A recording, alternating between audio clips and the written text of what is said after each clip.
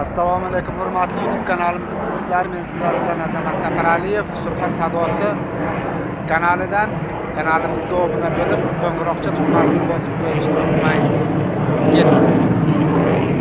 Men hozir sizlarga 3 burchakli betondan lestnitsa zalivat qilishni ko'rsatib bermoqchiman. Mana lestnitsamiz готов, tayyor. 3 ta burchagi bor. İçini zasipka qilinadi. Mana zasipkamiz tayyor. Stiyashka qilinadi. Mana sizlarga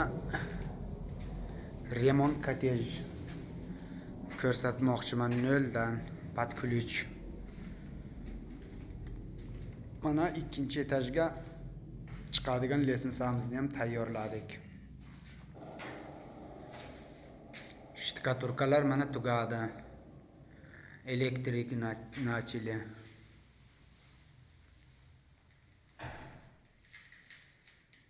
Birinchi etaj 70 kvadrat.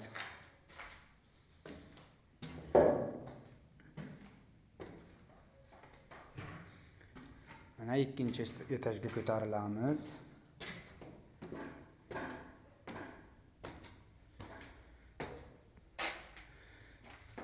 Mana ikkinchi etaj. Dushovая kabina, spalna, детский. Mana gruntovka urilgan. Bugun shpaklovkani boshlaymiz mana. 15 cm qilib stiyashkani quydik.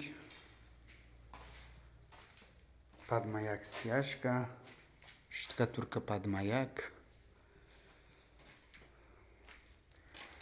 Pastdagi polimiz teplый pol. Uni ham poli 13 cm ga to'g'ri keldi, qalin bo'lib ketdi.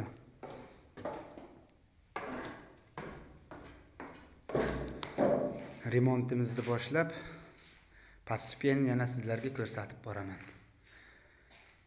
Videom yoqsa kanalga obuna bo'lib qo'ng'iroqcha tugmasini bosib qo'yishni unutmaysiz.